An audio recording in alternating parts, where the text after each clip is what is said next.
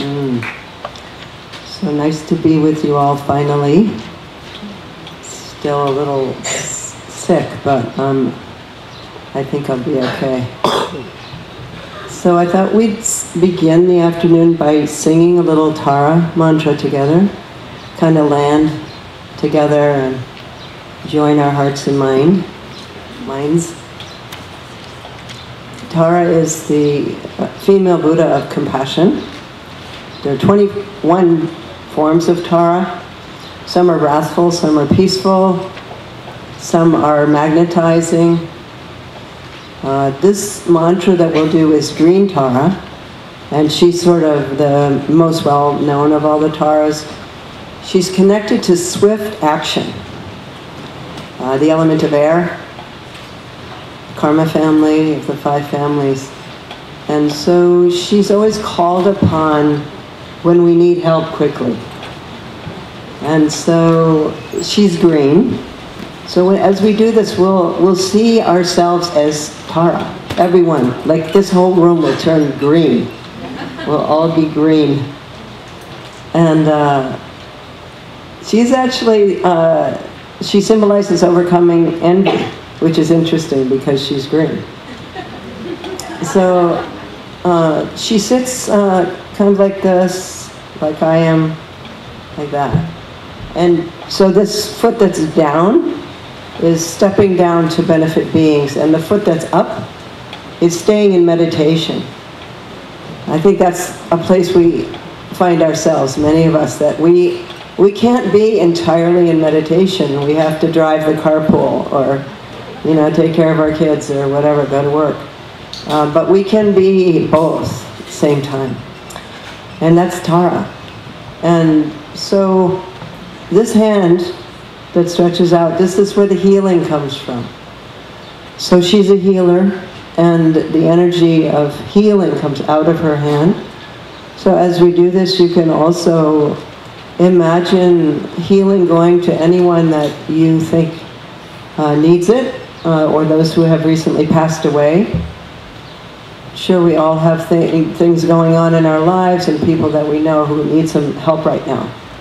So we could take a moment with this practice and offer that. And then this hand is held up like this at her heart, and it's holding a blue flower called the Utpala flower, and that's the 1,000-petaled symbol of Tara.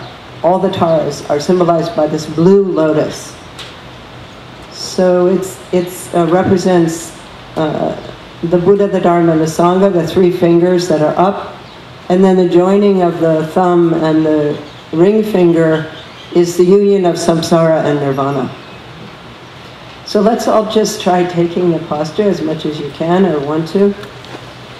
And the seed syllable of Tara is tam, T-A-M, tam. So we'll sound that 3 times.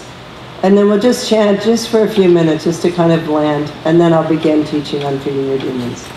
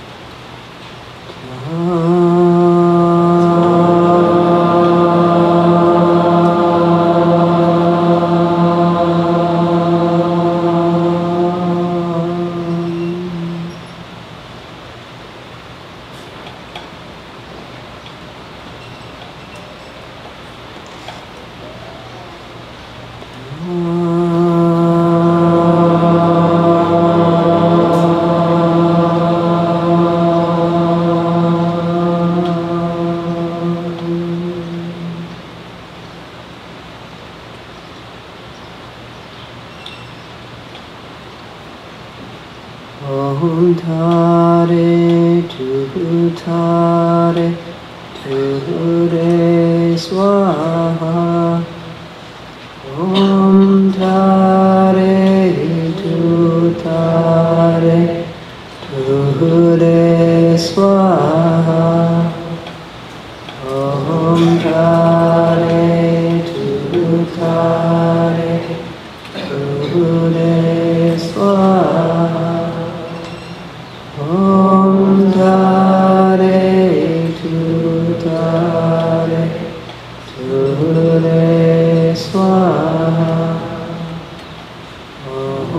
Tare Tare Ure Swaha Om Tare Tare Ure Swaha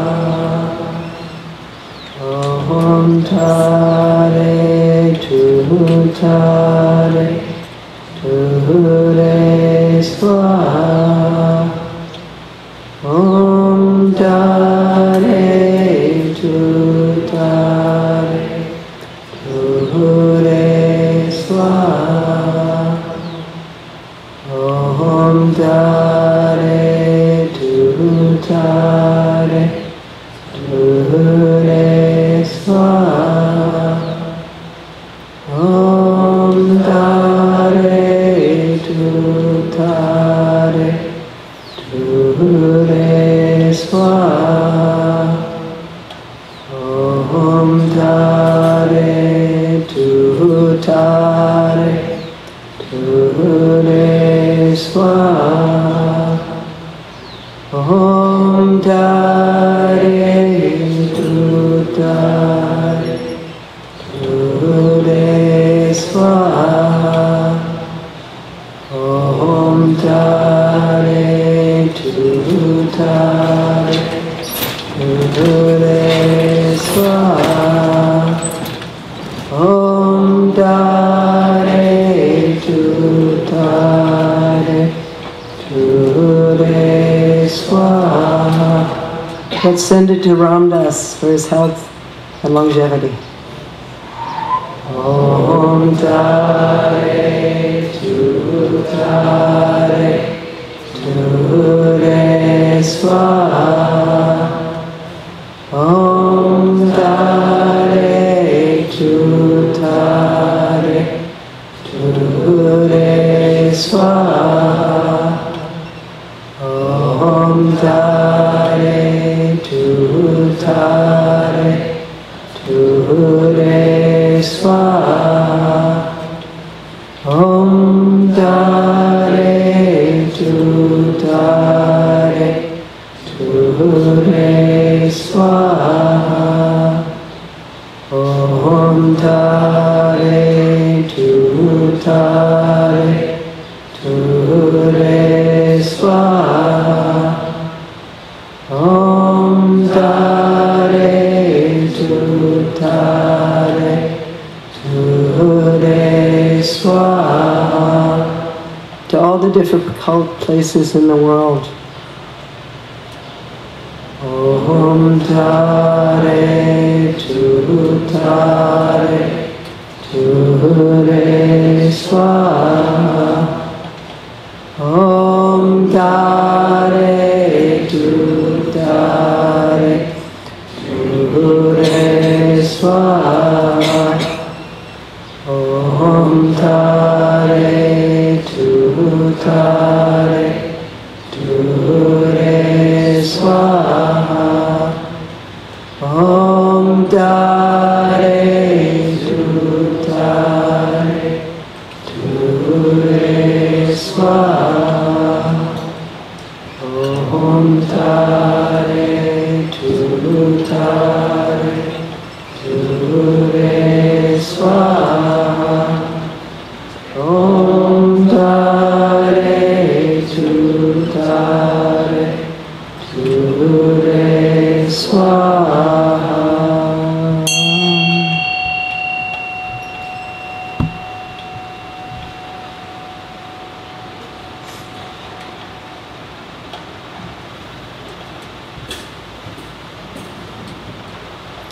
Thank you. So, we've been talking about difficult emotions, hard times, how to work with these times. So what I'm going to present today is an actual method. I'll talk a little bit about the theory behind it, but it will be largely experiential, what we'll do. I'm going to lead you through the practice of feeding your demons. And so that you actually experience it rather than me just talking about it. This practice comes from an 11th century woman, teacher, from Tibet. She lived at a place in Tibet, in central Tibet, called Zangri Kamar, which means the red house at the copper-colored mountain. And she was an extraordinary woman teacher, the only woman to found her own lineage in Tibet. And her lineage is also, to my mind, feminine, in the sense that it's about feeding, not fighting. Feeding, not fighting, or nurturing rather than battling. It has implications personally to our own demons, and also collectively to the demons of our world. So what do I mean by demons? It's a loaded word, and when I was writing my book, there was a lot of discussion with the publisher about whether we should actually say demons, or say monsters, or dragons, or something a little more palatable. But we decided to use the traditional word. In Tibetan it's du, which is demon. And then as I was writing the book, I realized that it is a word that we use. And you see it in the newspaper all the time, like somebody died after fighting their demons of addiction, or the demons of fear coming up, or my demons are here today. It's much more commonly used than I thought. So what it means is anything that's taking our energy and preventing us from being completely present in this moment. So it could be a physical thing. Maybe some of you are in pain in some way physically, like you might have a headache, or maybe you have a chronic illness. Maybe you have an acute situation in your body right now. So you can work with that.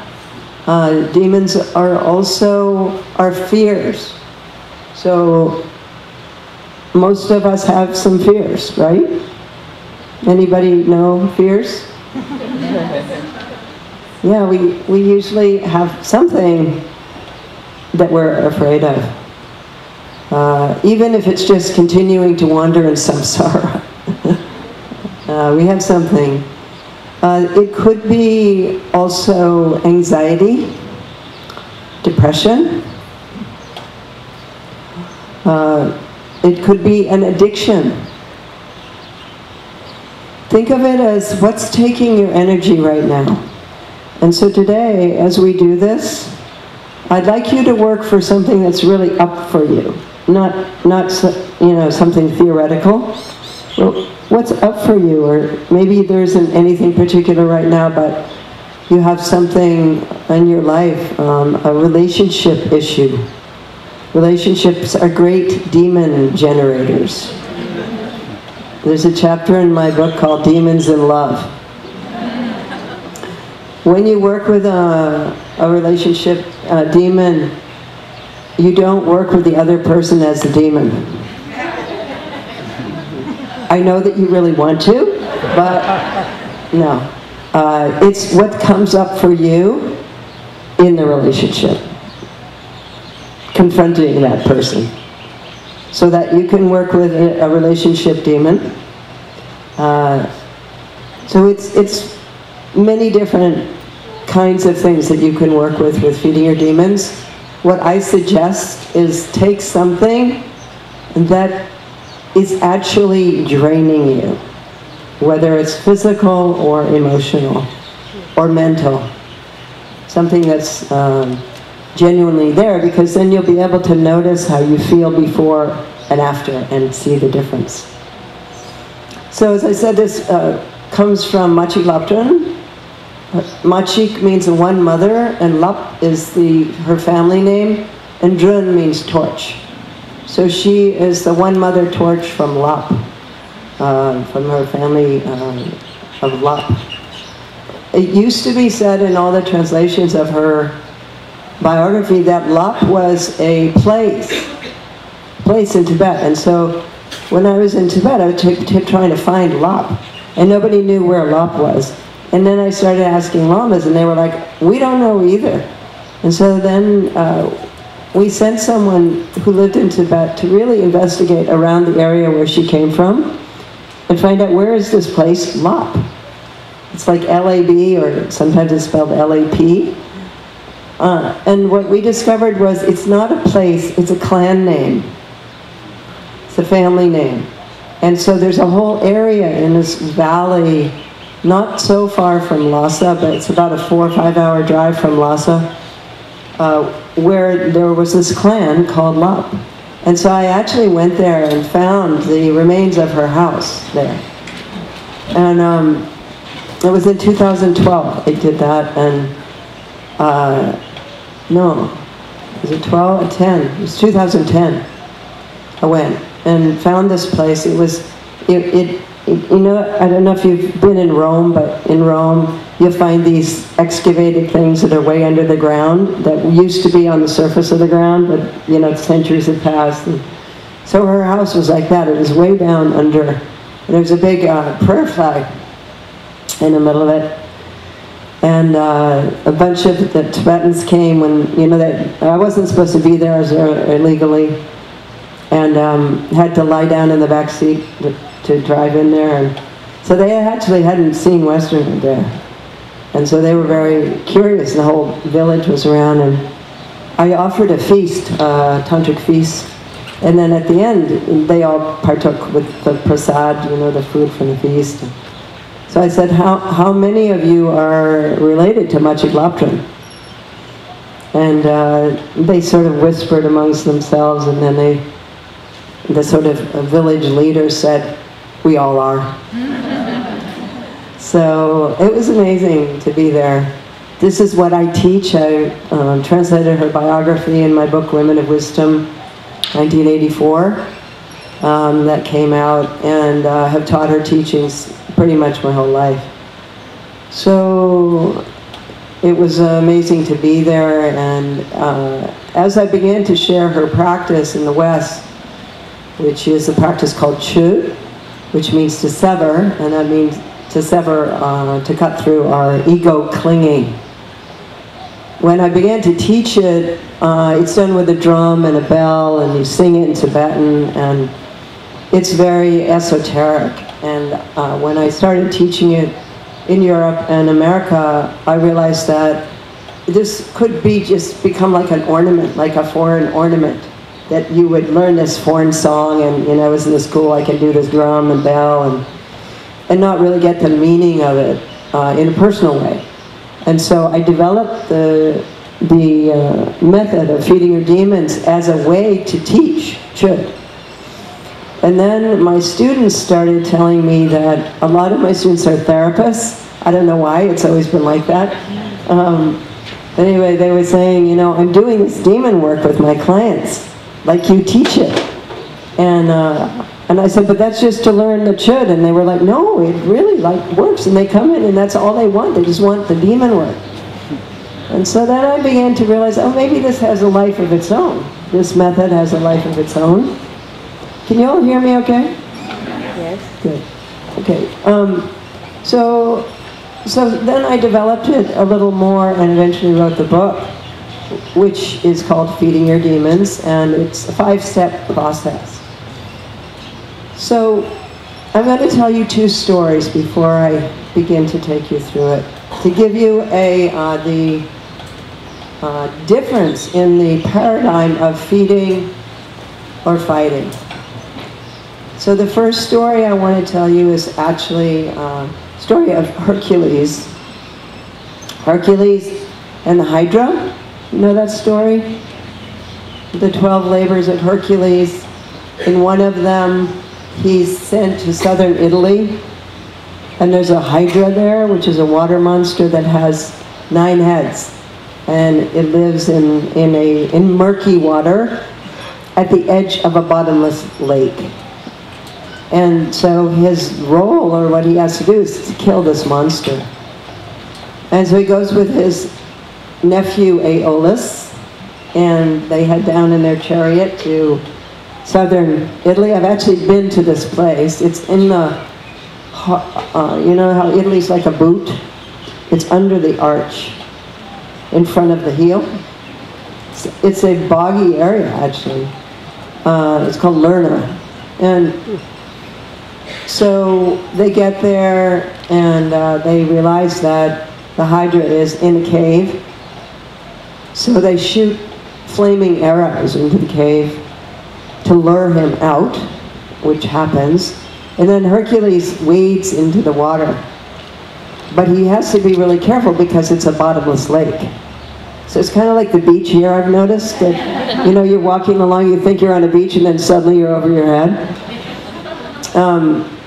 So he's walking down there, and then a crab, who's like the assistant to the Hydra, grabs his heel, and this giant crab starts dragging him to the edge of the bottomless lake.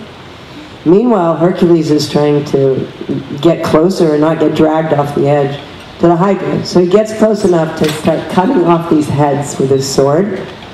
So he cuts off a head, but then two more appear. And so he keeps doing it, and finally he ends up with more heads than a lot more heads than he started. Kind of like us with terrorists, you know? Kill one, and then 2 more, 10 more appear.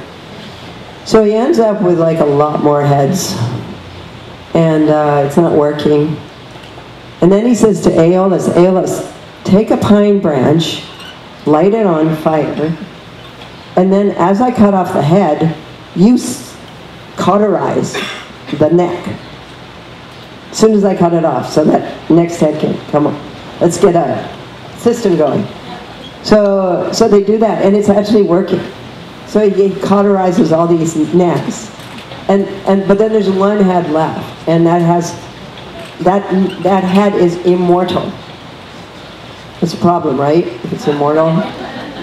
So he then cuts off the head, and he cauterizes the neck, which is not immortal. But then the head is in the lake, and it's like spinning around, and it's foaming at the mouth, really angry, and you know, kind of like moving toward him, this head. So he grabs the head, and he takes it out of the lake, kicks off the crab, and then he slams it under a boulder. And then he's like, I'm done, yay, I did it. That's my labor completed. So, do you see any problem with that? The head is still alive. Remember? It's just under the rock. So this is how it is with our demons. We can control them to a certain extent, but then if the rock rolls off, you know, we go through a breakup, or our life gets difficult, and all of a sudden the rock rolls off and there's our demon again. So it's not really dealt with, it's just repressed. So that's the paradigm of fighting our demons. It's repress them, get them under control. Do what you can to hold them back. The second story I want to tell you is about Tsultrim, and it's really interesting because it's also about a water monster. And when I was thinking about this, I thought, wow, yeah, the water is the unconscious mind. It's a symbol of the unconscious mind is water. So both these monsters are coming out of the unconscious mind and manifesting. So in this story, Tsultrim has been studying at the monastery at the head of this valley that I told you about, where she came from, where I went. So down at the bottom, there's a really famous monastery called Tsultrim. Tsultrim has big walls, like big, thick clay walls. And she's a young woman. She's receiving empowerment in that monastery from her teacher. As she receives empowerment, the descent, it's called the descent of the blessings, descent of the wisdom beings. In every Tibetan empowerment, the wisdom beings descend into the initiates at some point. So there's a descent of the blessings, and as that happens, Machik raises from her seat, and she starts dancing. But she's not dancing on the ground. She's dancing in the air, about 2 feet above the ground. And she's dancing the 24 dances of the Dakinis. Do you know what a Dakini is? How many people know? So not a lot of people don't know about Dakinis. That's important to know. Dakinis are female embodiments of wisdom energy. And they are wild and wise. So there's a lot to say about them, but I'm not focusing on that right now. So anyway, she's dancing these Dakini dances, and then she passes through the wall. She goes through the wall, not out the window, not out the door, through the wall. And she flies up into a tree, and she takes off all her clothes, which, you know, in California or even Hawaii, that's not that outrageous, like, you know. But in Tibet, people do not take off their clothes. They're extremely, well, first it's freezing, but also they're very modest. But anyway, she does, as a symbol of the freedom of her mind, her naked awareness. And so she's there naked. She's about 20 years old at this time. And the tree that she's in is owned by a demon, a water spirit, a Naga, king of Nagas of that area. And people are so scared of this Naga that they don't even look at this tree. And here she is in his tree. So he's really upset about this. He's like, what's up? You know, how do you dare to go in my tree? And so she's just there. And so he thinks, I'm going to scare her. Because she's in his tree, and he's considered to be extremely scared.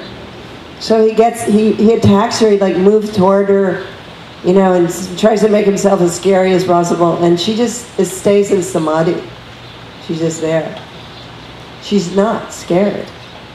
And so this really pisses him off even more. And so he says, I'm going to get my friends, and we're going to take care of you. So he gets his friends, and they generate this army of frightening demonic forces. And they all come at him, at her, at once. This is in the middle of the night. She's a 20-year-old young woman, naked in a tree. And she sees them coming, and she makes this essential movement that's key to feeding your demons, which is she offers her body as food. So she does the exact opposite of defending or running away. She moves toward them and says, take it. It doesn't exist anyway. It's not real. I was talking to Ramdas last night, and he said, I said, how are you? And he said, I'm fine, but my body? So she said,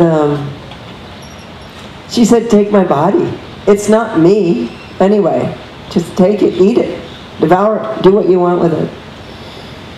And so that very action disarms them. And there's nothing for them to get. There's no one to attack. There's no one home some way. So they stop. And they develop faith in her. And they say to her, we will pledge to support you and all of your followers for the rest of time, for the rest of history. We will be your allies. And so this is what happens in feeding your demons. Our demon becomes the ally. We don't conquer the demon with the ally like Hercules did with Aeolus, right? The demon becomes the ally. Do you see the difference? Mm-hmm. Yeah. Okay, so that's just a couple of stories. Do you have any questions so far? If not, I'll go on. Okay. So, you ready to try it? So I want to explain a couple of things before we begin. One is, you'll be changing places while we do this. So all of you that are sitting on the floor, you'll be turning around and facing where you're sitting now. Okay? Everyone in a chair, you'll be standing up and facing your chair. Okay? All right, so that's one thing. When I say change places, that's what you'll do. We'll do that twice for different reasons, and I'll lead you in it. The second thing I want to explain is the 3 questions that we're going to ask the demon. The first question is, what do you want? The second question is, what do you really need? Okay? I'll give you all these. You don't have to worry about remembering it. And you have papers in your folders also. Okay, so what do you want? What do you really need? And then the third question is, how will you feel if you get what you really need? How will you feel if you get what you really need? So I want to explain the difference of those questions.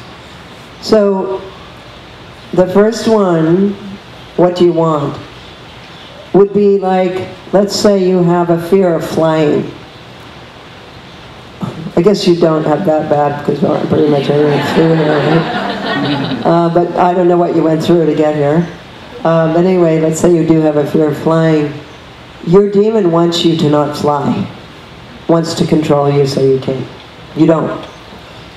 But what does that demon really need? That's the second question. That demon needs probably to feel safe, right? Yeah? That's what I would think. And then the third question is, how will you feel if you get what you really need? So, how would that demon feel if it felt safe? Maybe it would feel relaxed, open, something like that. So that's the difference of those 3 questions, do you understand? Mm-hmm. The want is kind of the appearing thing. Like, let's say you're dealing with an addiction to sugar. Let's say chocolate.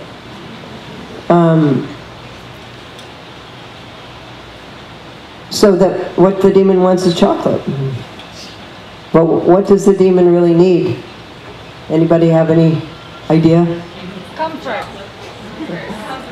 Comfort. Huh? Love. Yeah. Comfort, love. Okay, and then how will the demon feel if it gets what it really needs? Say it loud because I can't hear you. Satisfied.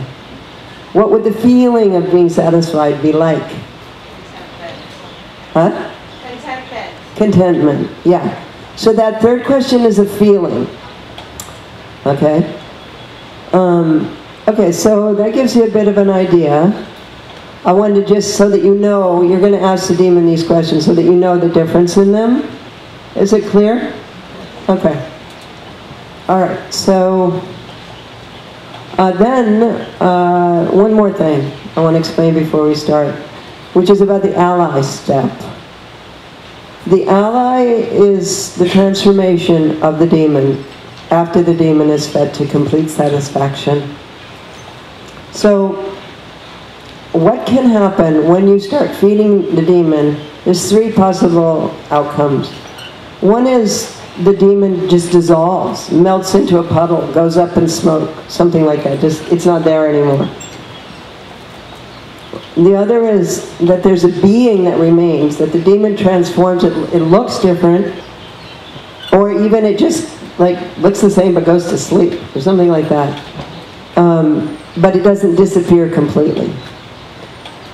If that's the case, if there's a being that remains after it's fed to complete satisfaction, then you ask that being, and I'll guide you in all this, don't worry. You ask it, are you the ally? And it may be and it may not be. If it says no, then I will say, invite the ally to appear. And also, if it's disappeared completely, so there's no form, there's nothing left, I'll say, invite the ally to appear. Okay? Any questions on that so far? I need a mic up here. Mic. Not mic, but a microphone. Where's... here in the front row. Right there.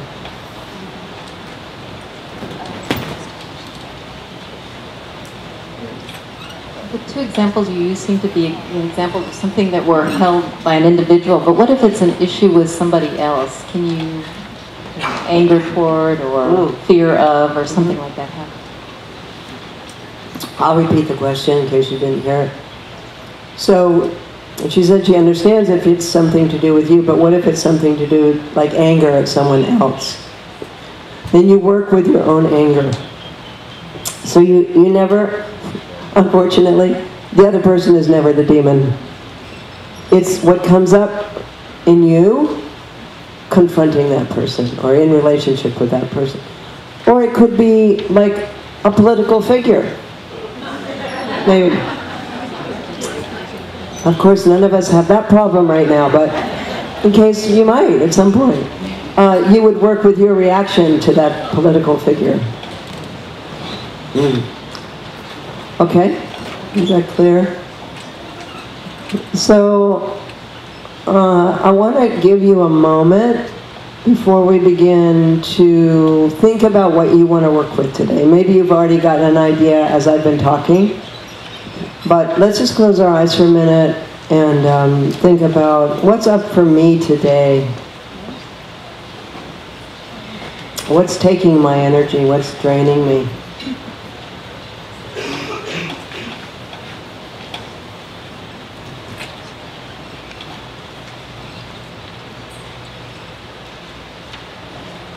Could be physical, could be a core issue that you have always had in your life, could be something that's come up since you came to this retreat, could be something back home that you're worried about.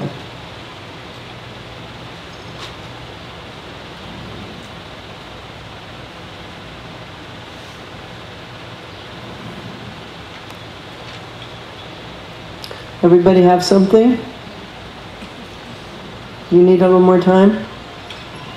Raise your hand if you have something that you know that what you want to work with. Seems like pretty much everybody. Okay, I'll just give you another minute in case you don't have anything. Think about what are the demons in your life? What's draining you? What's literally takes your energy?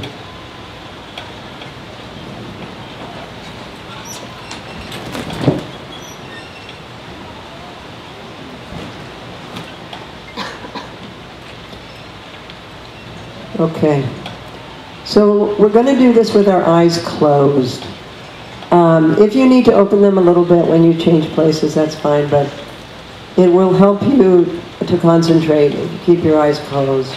So close your eyes, and then I'll begin by leading you in some relaxation breathing.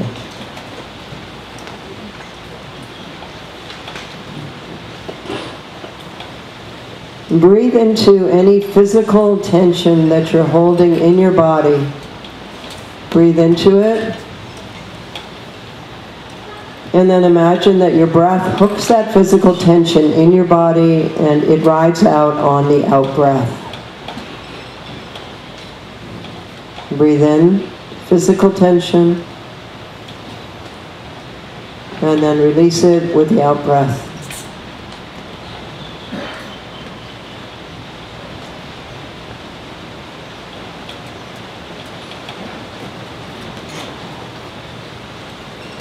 Now notice any emotional tension that you're holding, any emotional tension. Feel where you're holding emotional tension in your body. Breathe into that. And let it go with the out breath. Feel where you're holding emotional tension in your body. Breathe into it. And let it go with the out-breath.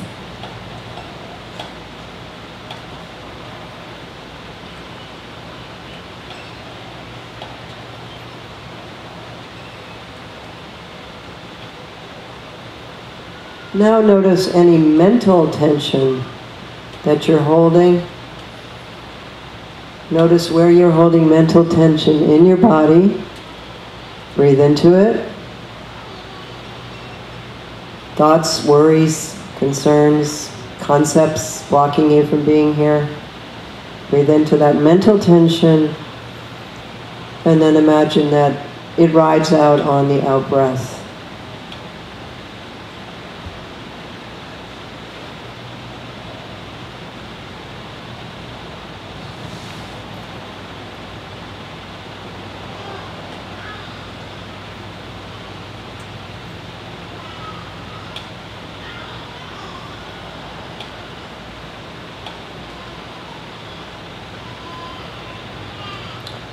And now let's together as a group generate what's called bodhicitta, or the heart toward enlightenment, which is the desire to do this practice for the benefit of all beings, for oneself and all beings, to generate a heartfelt motivation to do this work of feeding your demons for the benefit of all beings everywhere.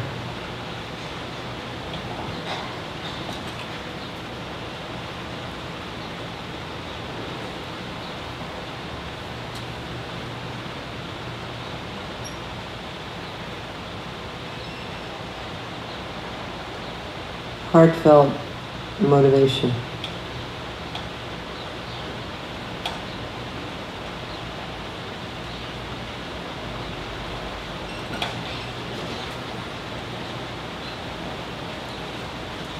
Now, thinking about whatever you decided to work with this afternoon, perhaps recalling a situation in which this demon came up strongly, or perhaps it's up right now. Thinking about it, scan your body and notice where in your body you're holding this most strongly. So think about your demon and then mentally scan your body. Bring your attention up and down in your body.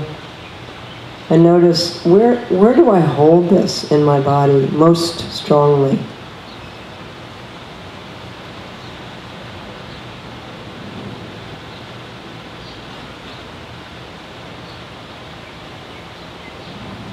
And bring your attention to that place in your body.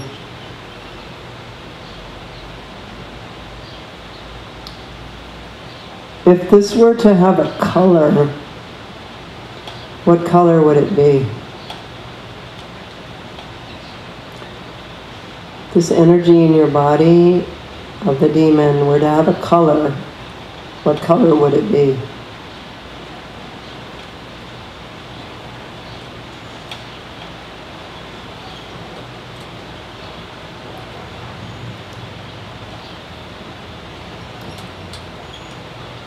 And what shape does it take in your body?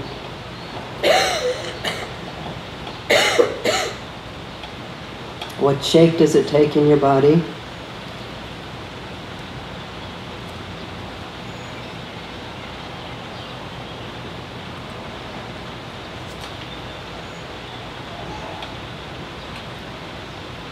What is its consistency or texture like? What is its consistency like?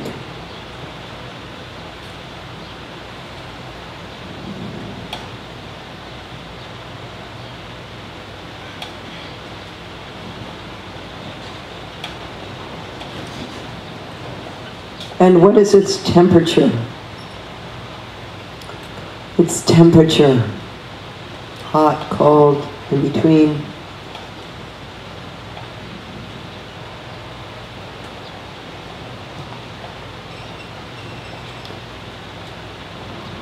Now intensify this sensation in your body.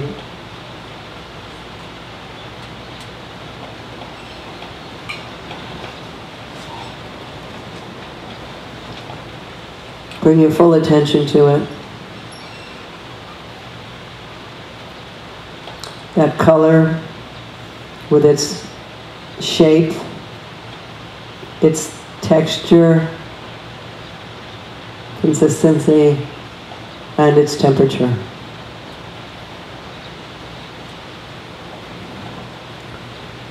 And now imagine that this shape with its color and texture and temperature moves out of your body and becomes personified as a being in front of you.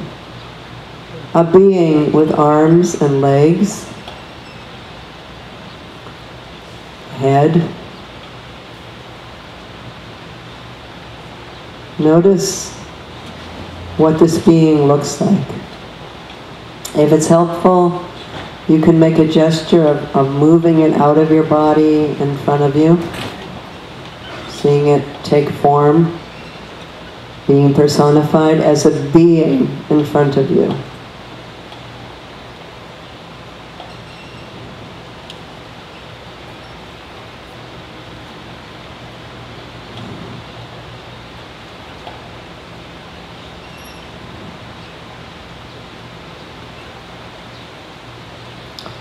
Notice the size of this being. How big is it?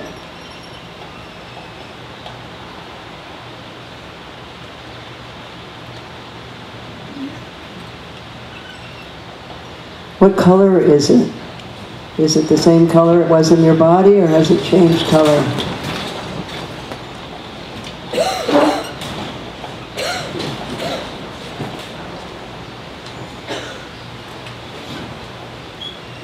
Color. What's the density of its body? How dense is it?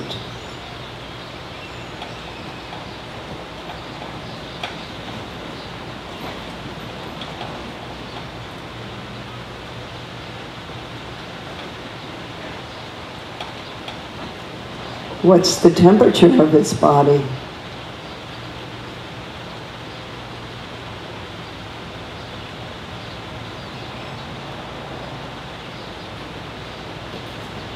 What's the surface of its body like?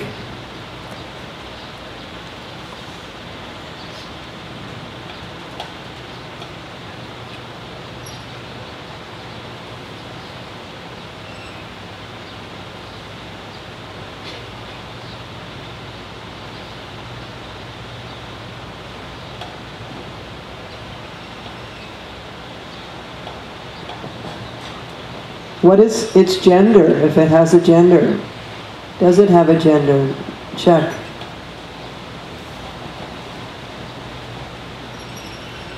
It may not have a gender, but if it does, notice what the gender is.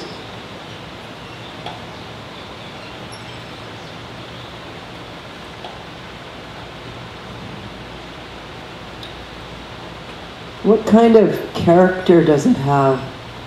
What kind of personality?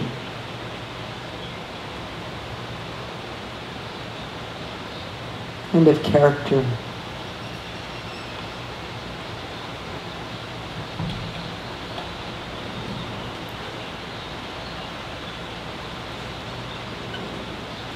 What is its emotional state?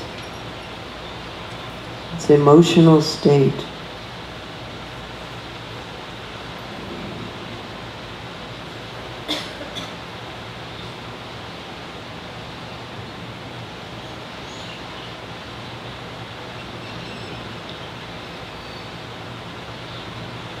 Notice the look in its eyes. What is the look in its eyes?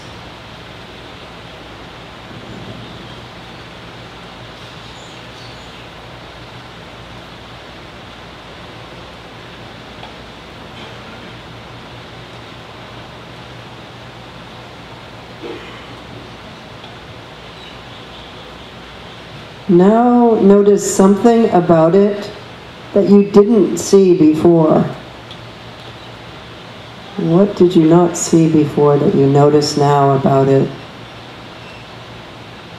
Something new.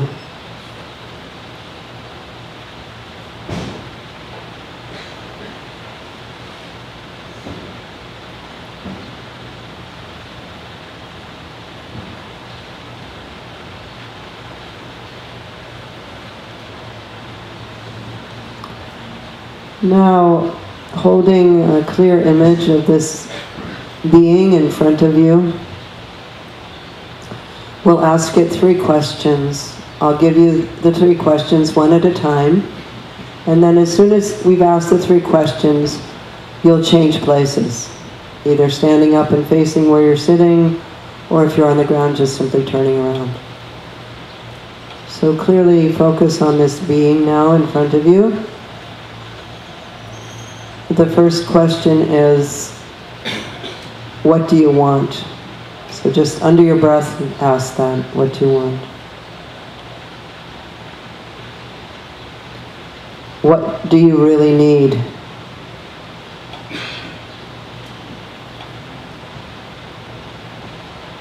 How will you feel if you get what you really need?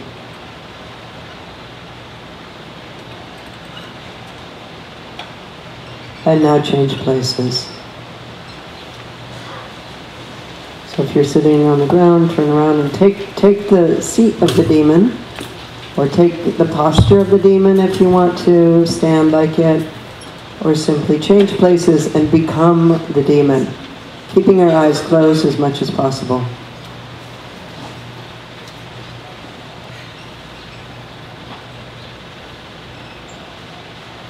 Take a moment and become the demon. Feel what it's like to be in that body. You can take the posture of it if you want to. Feel what it's like to be that color, that size, that gender if it had one. What is its emotional state like to be it? Really feel yourself in that body.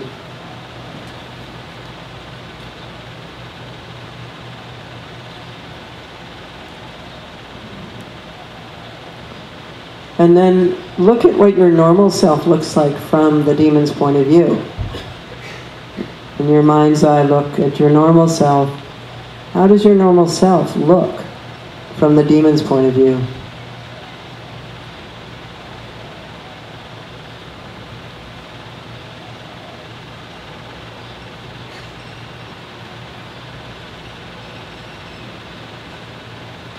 And now being in that body of the demon, we'll answer those 3 questions. I'll give you the beginning of each answer, and then to yourself, repeat that beginning and then finish it.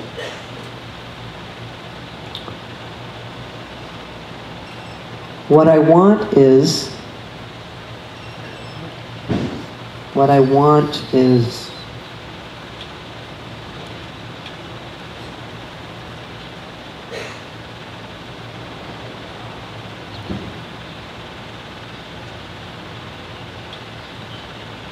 what I really need is,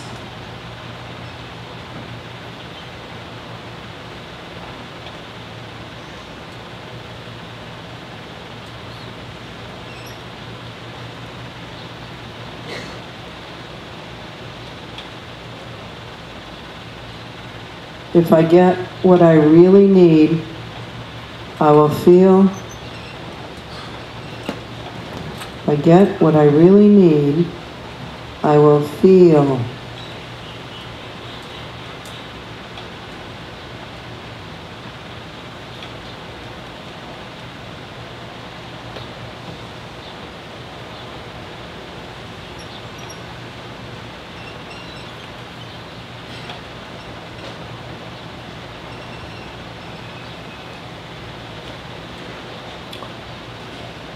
Now, keeping your eyes closed as much as possible, change back into your original seat.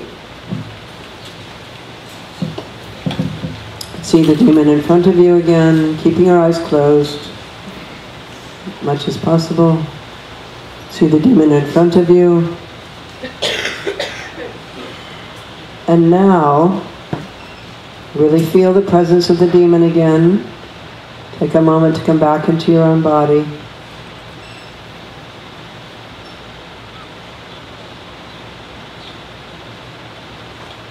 And now imagine that your own body dissolves. And it dissolves into nectar, into a liquid nectar. Your whole body dissolves into nectar. This nectar has a color. Notice its color. And the quality of this nectar is the feeling the demon will have when it gets what it really needs. So the quality of the nectar is the answer to the third question. How it will feel if it gets what it needs. So your body dissolves into liquid. Notice that color. The quality of the nectar is the feeling the demon will have when it gets what it really needs. And then imagine that that nectar is moving toward the demon and feeding it, nurturing it. You can notice how the demon takes it in. Perhaps it drinks it. Perhaps it takes it into the pores of its body. Just notice how it takes it in. It's nurtured by it. There's an infinite quantity of nectar.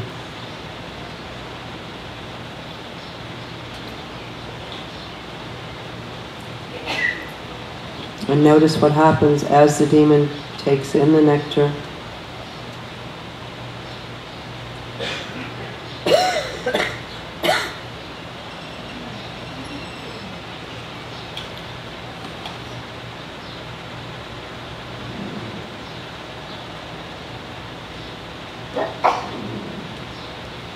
Infinite quantity of nectar that has the feeling the demon will have when it gets what it really needs.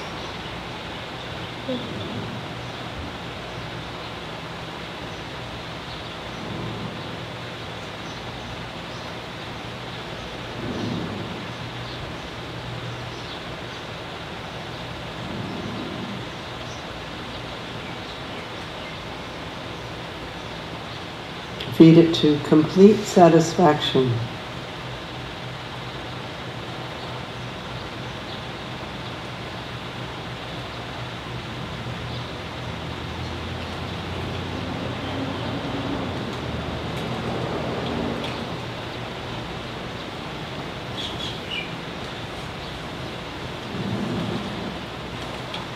Complete satisfaction.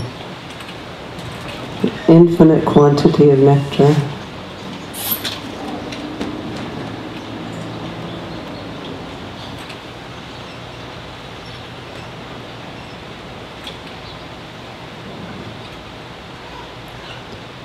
And notice what happens when it's completely satisfied.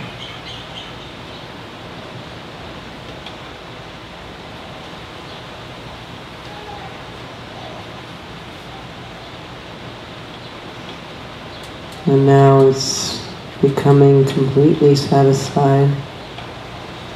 Completely satisfied, not partially, completely.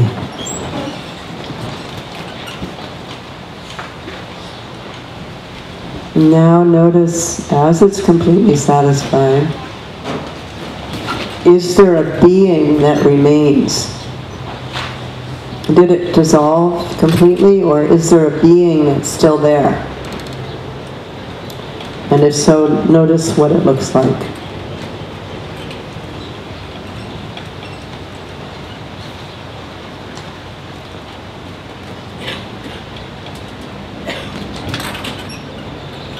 Now ask that being, are you the ally? It may be and it may not be, so just simply ask, are you the ally?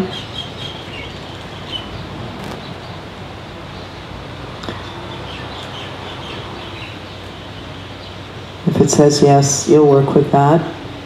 if it says no, or if the demon dissolved into something formless, now invite the ally to appear. Invite the ally to appear.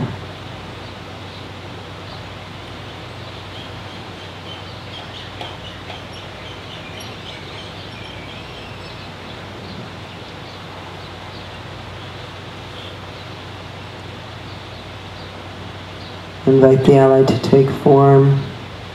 If it disappeared, if the demon disappeared, or if the being that remains is not the ally.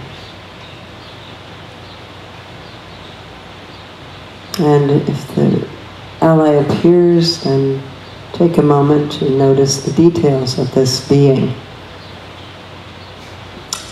And if it was the being that remained at the end of feeding the demon, notice the details of that being.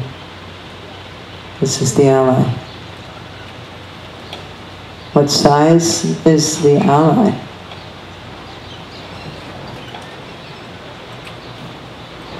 What color is it? Or what color is it wearing?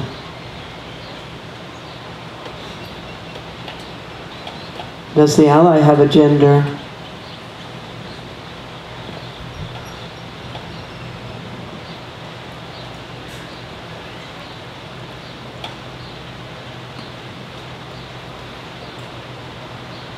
What's the density of the body of the ally?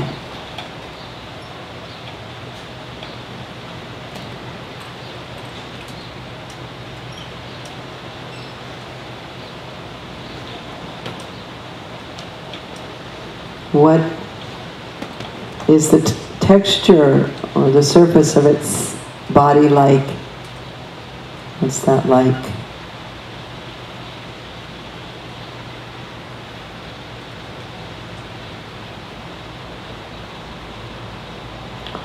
And notice the look in the ally's eyes.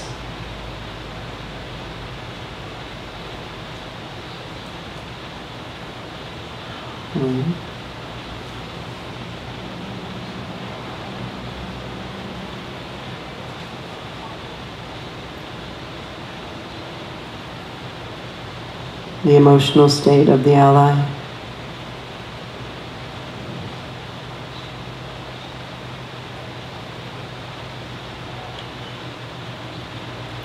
And what's the character of the ally like? What kind of character, personality does it have?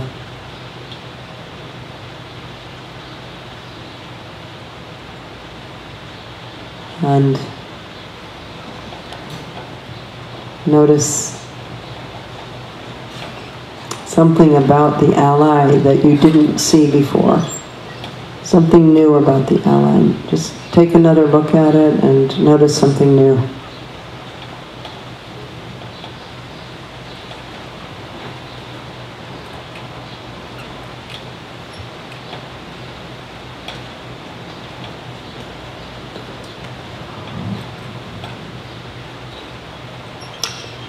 Now we're going to ask the ally some questions. I'll give them to you one at a time. And then under your breath you ask, how will you help me?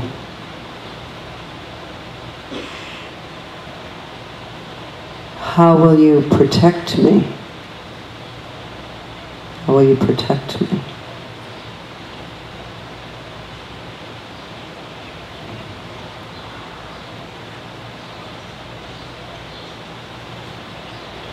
What pledge do you make to me? What promise, pledge do you make to me?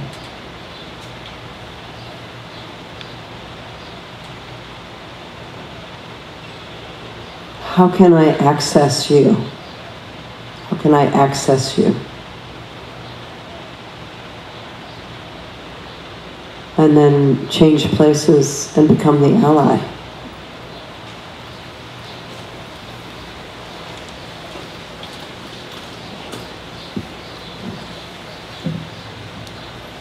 Change places like you did before, and this time become the ally. And look at your normal self from the ally's point of view. Notice what your normal self looks like from the ally's point of view.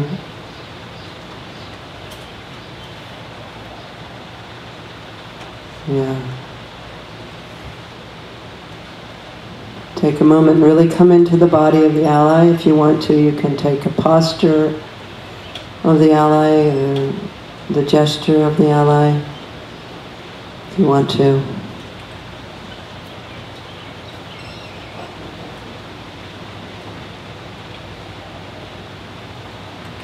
And now we'll answer those questions. I'll give you the beginning of each answer. I will help you by, so repeat that beginning to yourself and then answer the question.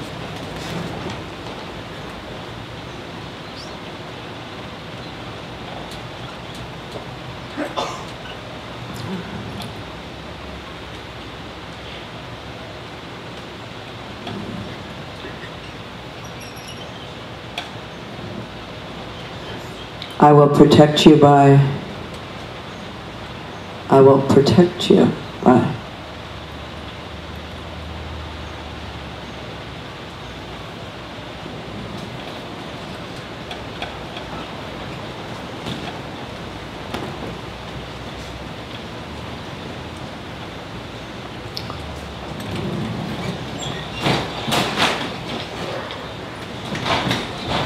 My pledge to you is, my pledge to you is,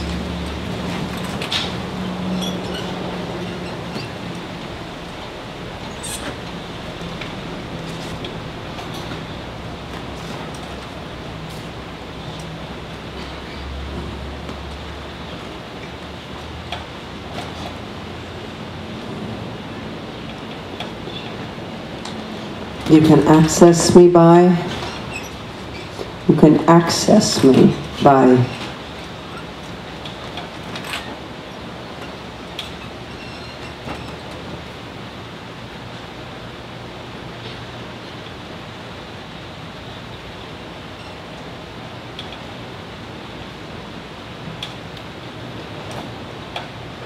And then come back into your original seat.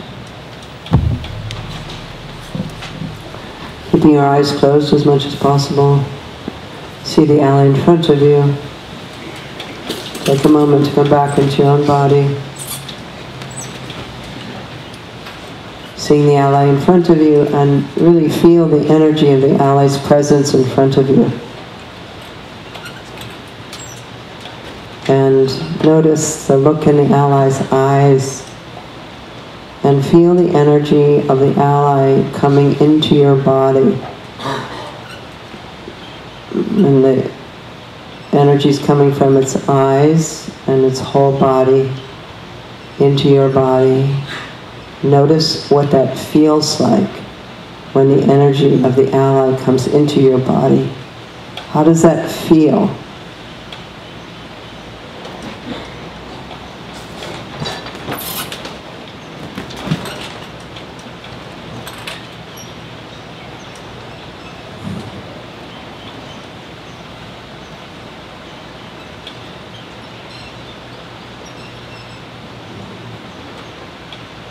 Now imagine that the ally dissolves into light, and that light has a certain color. The ally that's in front of you dissolves into light. Notice the color of that light. And then that luminosity comes into your body. It pours into your body, and it's as though that light bathes all of the cells of your body. So that luminosity passes over all the millions of cells in your body and bathes it with luminosity. Bathes your whole body with that luminous color, that light. And notice how that feels all the way down into your toes, your hands, trunk of your body, your head. What's it like to be bathed with that light?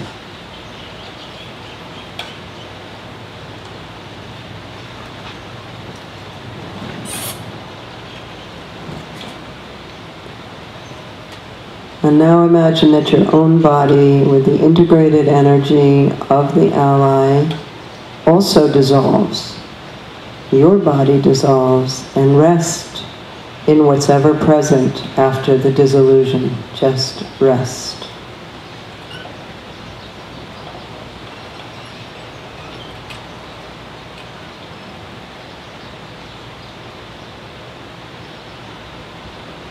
Your body dissolves. The integrated energy of the ally, and rest in what's ever present after the dissolution.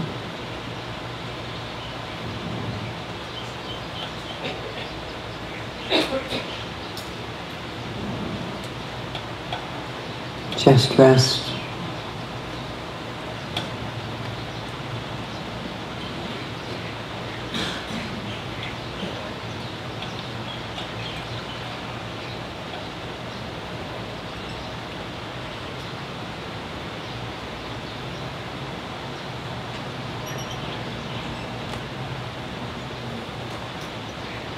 And then come back into your body, and as you come back into your body, imagine the energy of the ally in your body and notice how it feels in a way that you will be able to recall this later.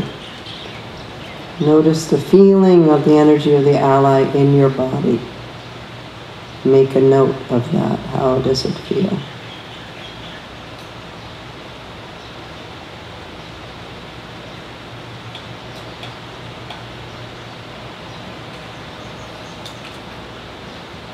And as you open your eyes, keep the awareness of the energy of the ally in your body.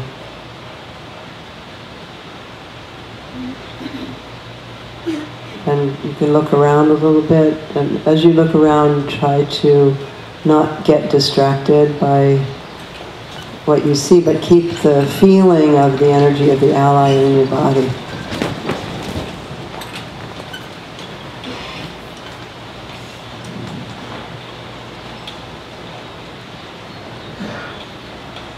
Okay.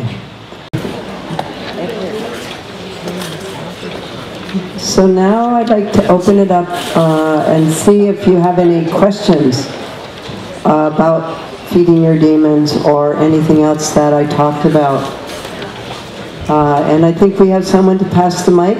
Yeah.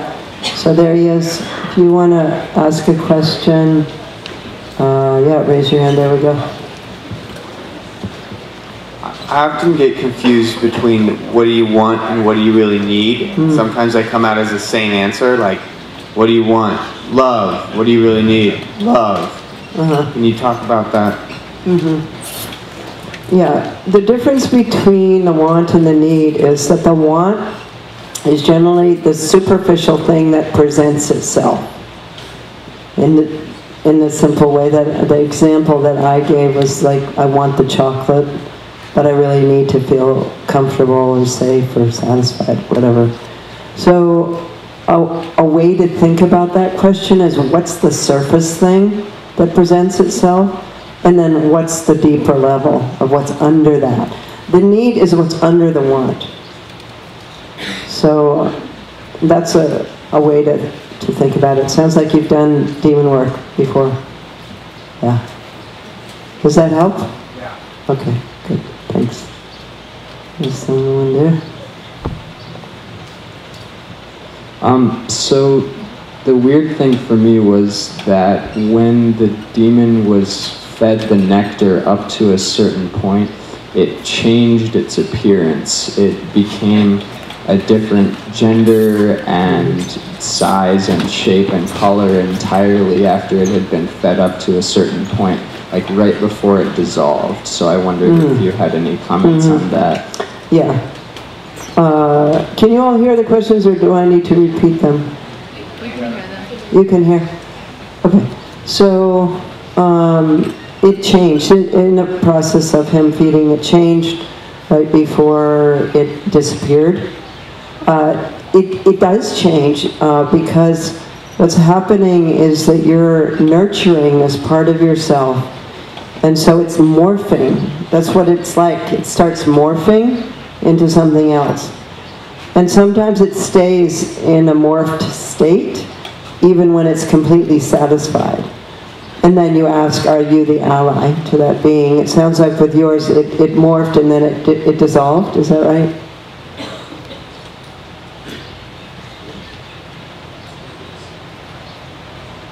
Hello? Okay. It was more like it had been disguised at first. It was more like the initial form that it took was a misrepresentation of the energy. It revealed itself. Yeah, it revealed itself right before it dissolved. Yeah, that's great. That's you know, all kinds of different things can happen. There's no right or wrong.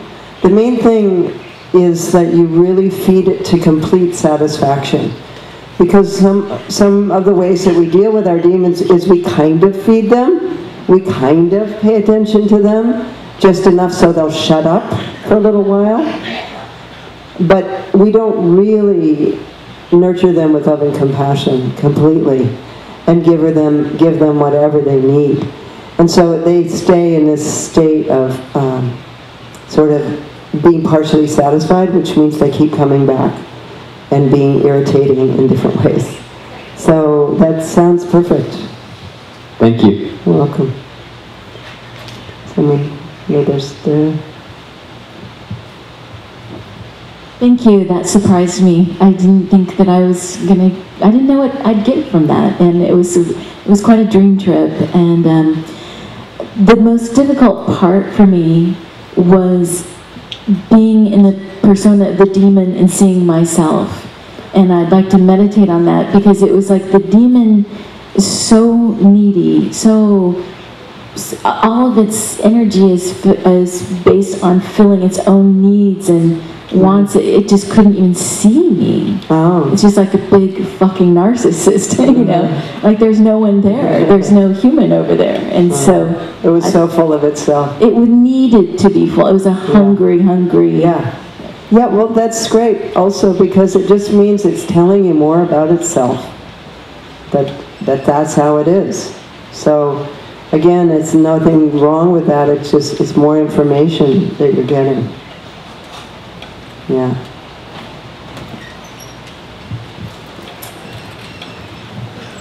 So I have a question of where the demon and the ally come from. Is the demon an ego projection? Is the ally an ego projection? Are you feeding with ego projections? It's and I think that the answer might spur a million more questions, but maybe if you could start talking about that. Thank you. Ego projection? Was that the word you were using? Yeah. So it's all projection. This is all projection. So yes, it's a projection. This isn't your question, but it's a similar question that comes up with somebody will say, I feel like I'm just making this up. You are. Yeah. We're all making it all up. So don't worry about that, like, you know, what is it, or is it, you know, it is a projection. But the power of the demon work is that we're articulating a piece of the psyche.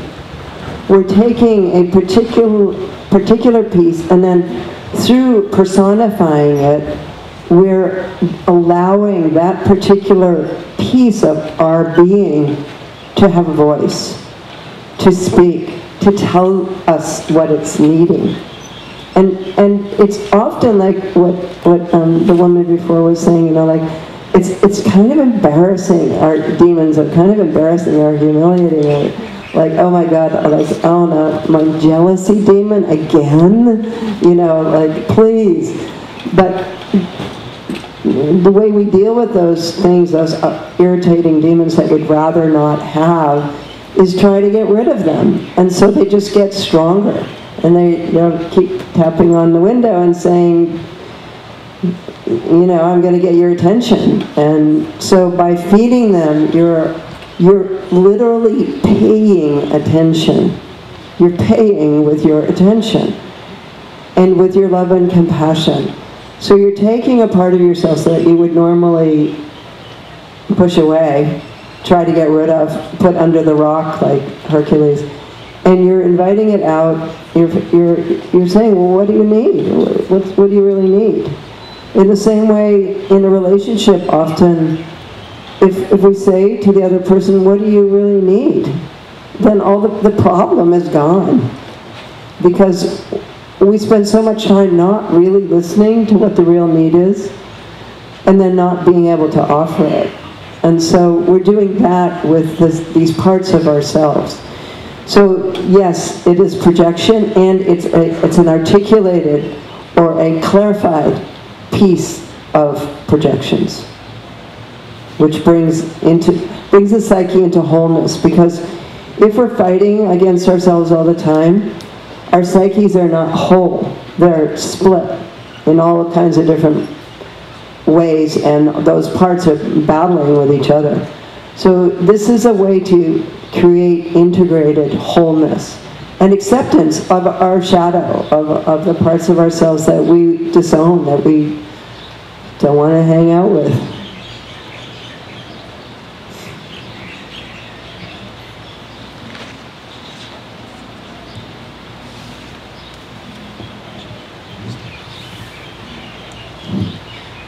I really love this work, and it's helped me a lot, and I actually am afraid to fly, and a few flights ago I listened to your CD and did this work while I was on the plane during turbulence. Yeah. And so I was able to come here because it really helped a lot. And I now have a silver eagle that sits on the wing and helps me out when I'm afraid. Your ally. Yeah, but I find that I only do this practice in acute situations. If I have something that's really up, I haven't gotten into the habit of doing it regularly, even though I know it would be very helpful. And I think one of the stumbling blocks for me is that I have a hard time figuring out, sometimes I overthink it, and it's a little painful and causes some tension because, like, for example, today, one of the questions, an answer just popped into my mind, but it didn't make any sense. And so I engaged my intellectual brain and I made it make sense. You started editing it? Yeah, I did. And it still works, and I still have a really great experience, but I'm wondering if you could talk about that intellectualization and whether that's a good question. The answers are offerings from our unconscious mind. The images are offerings from our unconscious mind. And so try not to edit too much. Like, even if it's like, well, that's not a very good answer, or that's such a corny looking ally. I must have a cooler looking ally than like Mickey Mouse. Come on, you know. It's images that come up, and so trust that and keep going, if you can. That's what I recommend. And often those things that are like, well, that doesn't make sense. If you keep going, they do make sense.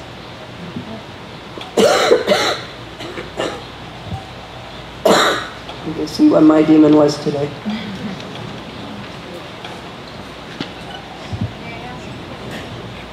I found it very powerful, but I had a bit of hesitation, and I do have hesitation of doing this again because the concern that comes up is there a possibility of making the demons more real and valid by giving them by letting the visualizations appear? My understanding is they're just repressed and there anyway. So by bringing it to light, then we can kind of reprogram where the mind goes when that attachment comes up or whatever it is that arises. But basically, my question is there a possibility to make the demons more real?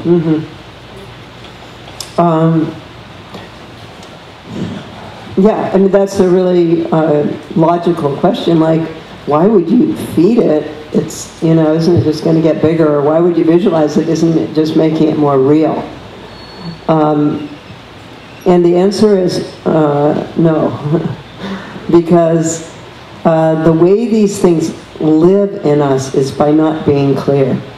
They have power by being a sort of fuzzy, unclear, semi-clear thing under the surface that's operating. And so in the process of articulating it or visualizing it clearly and then asking the questions, that piece of us that's really calling to us gets to speak and therefore can relax and become part of the whole. So that's what I said, is it creates integration. Our demons are more, I guess you could say, dangerous or more powerful if we're not feeding them than if we do feed them. So I have never had the experience, just, you know, I've been teaching this for over 20 years, of somebody finding that by feeding their demon it kind of gets worse, you know? No, doesn't happen. Thank you. Mm-hmm. Welcome. I have several questions. First is, when asked what it wanted, my demon said it wanted my soul. So, do I have to give it my soul? What did it need? It needed my life force. And then how would it feel? You know, warm and satisfied. Mm-hmm. Yeah. No, that's fine.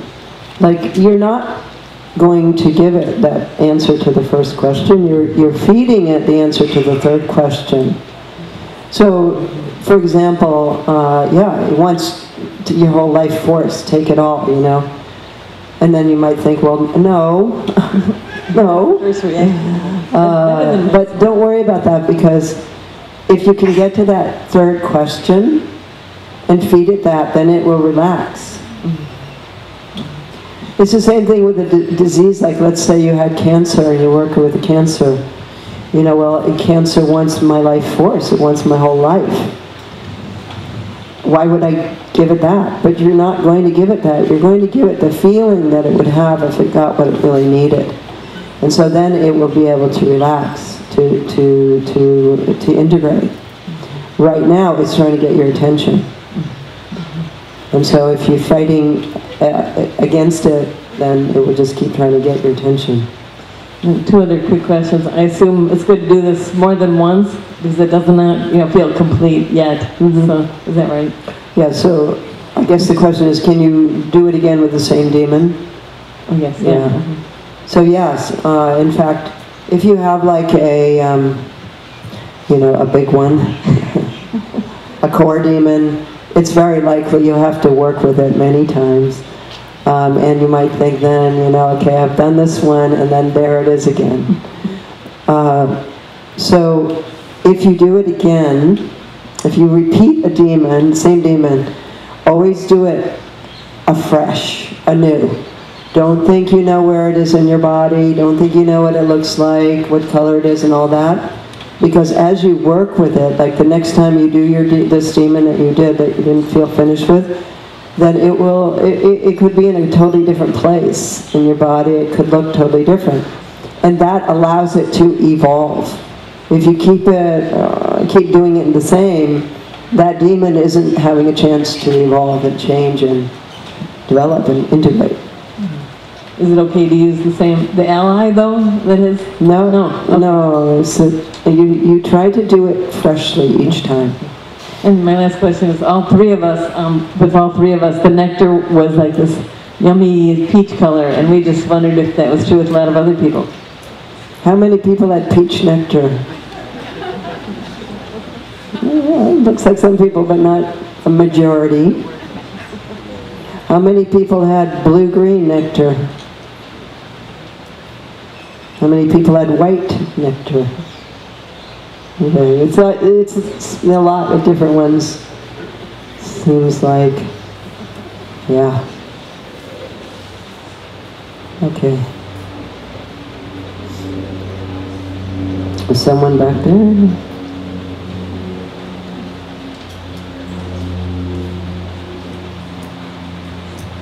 Hi, thanks so much.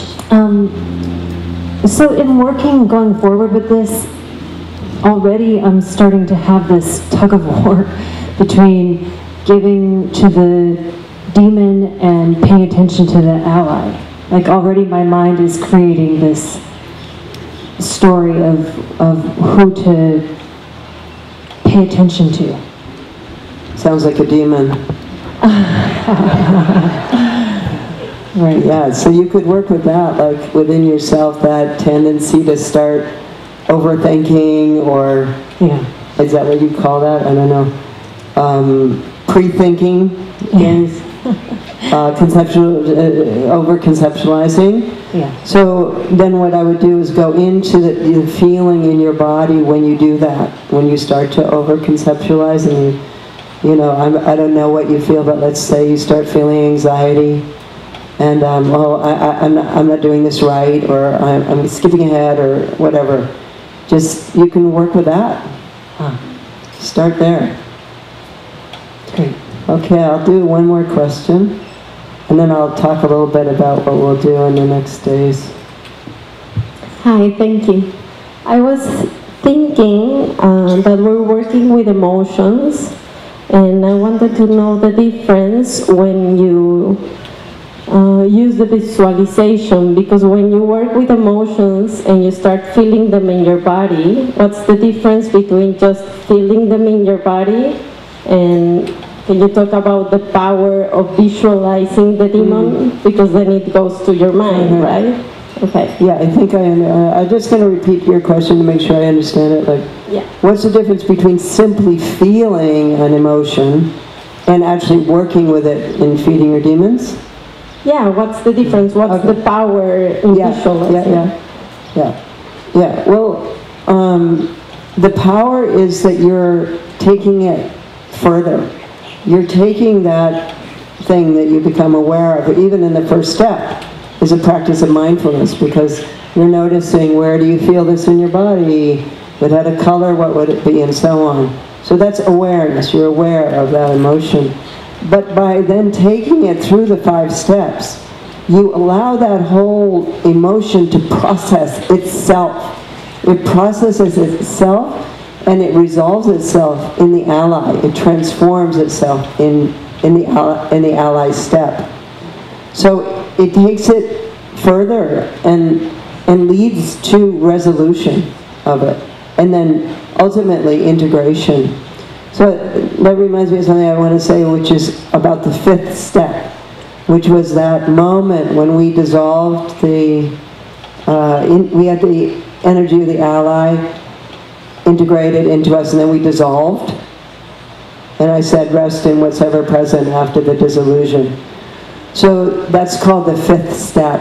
And the 5th step is really important because it's the experience of emptiness. And I don't say emptiness because a lot of people don't know what that means, you know, like, or they think of an empty pocket or empty whatever. But anyway, it's really the resolution of the whole process is the 5th step. And so after we've integrated the ally and then we dissolve, then we rest in open awareness. And so that's a step that you can extend. Like, you could start doing demon work as a way to start meditation.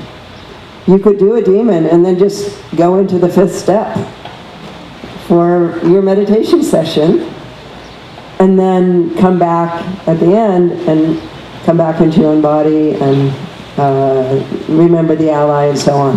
So the 5th step, it can be like an accordion. You can extend it or you can have it quite short. But I just wanted to point it out as a, just to point it out as what the 5th step is. Okay, so we're at the end of our time today, and thanks everybody for your intention and attention. I felt you all really wonderfully present here, and it was great watching you all share and feeling you all meeting some new people maybe and making some new friends.